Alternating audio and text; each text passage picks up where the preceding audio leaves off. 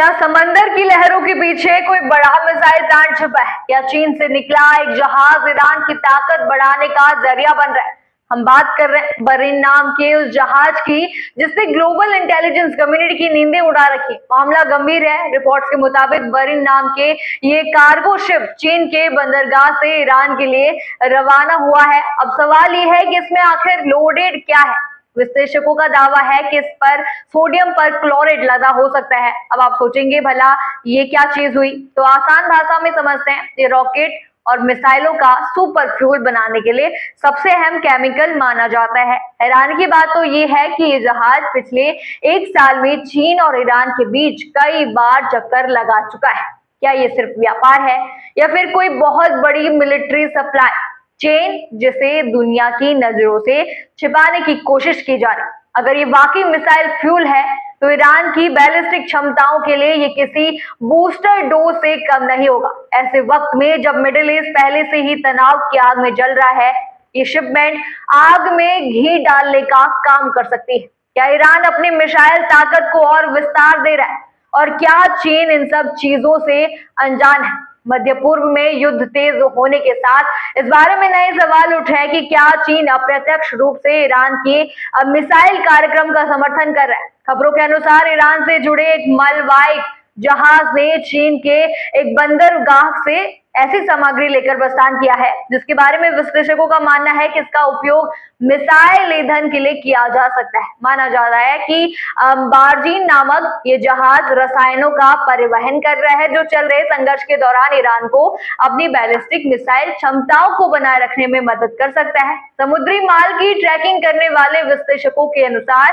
बार्जीन ने पिछले एक साल में चीन और ईरान के बीच कई यात्राएं की। कथित तौर पर हर बार इसमें सोडियम पर क्लोराइड लोड किया गया था जो एक रसायन है और ठोस ईंधन बैलिस्टिक मिसाइलों में एक प्रमुख घटक के रूप में व्यापक रूप से उपयोग किया जाता है। ठोस ईंधन मिसाइलों को तेजी से लॉन्च करने और लंबे समय तक स्टोर करने की अनुमति देता है जिससे वे आधुनिक मिसाइल शस्त्रागार के लिए महत्वपूर्ण बन जाते हैं। विशेषज्ञों का कहना है कि सोडियम पर क्लोराइड एक दोहरे उपयोग वाली सामग्री है। हालांकि इसके वैध औद्योगिक उपयोग हैं। ये बैलिस्टिक मिसाइलों में जो उपयोग किए जाने वाले ठोस रॉकेट प्रणोदक में एक महत्वपूर्ण घटक भी है। यदि कार्गो में वास्तव में ये पदार्थ है तो यह ईरान के मिसाइल भंडार बनाने या फिर से भरने की क्षमता को संभावित रूप से बढ़ा सकता है।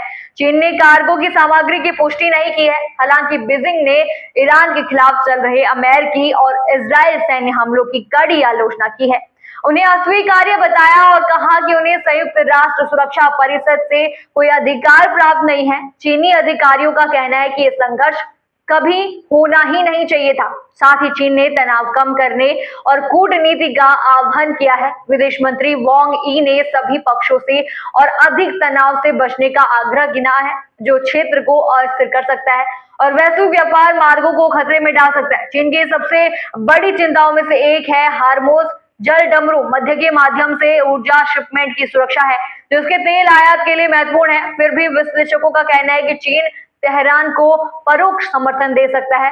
रिपोर्टें वित्तीय सहायता, प्रतिस्थापन भागों, ये दोहरे उपयोग वाले घटकों की संभावना का सुझाव देती है जो प्रत्यक्ष सैन्य हस्तक्षेप के बिना ईरान की सैन्य क्षमताओं का समर्थन कर सकते हैं।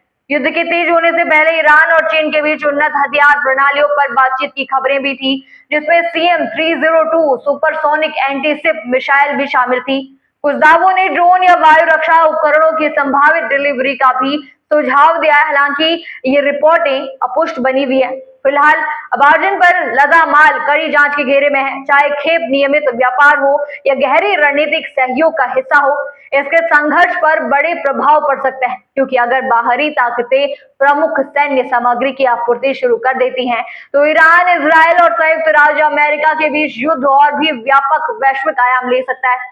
आपको क्या लगता है इस पर हमें कमेंट सेक्शन में जरूर बताइए और बने रहिए लोकहित क्रांति न्यूज के साथ।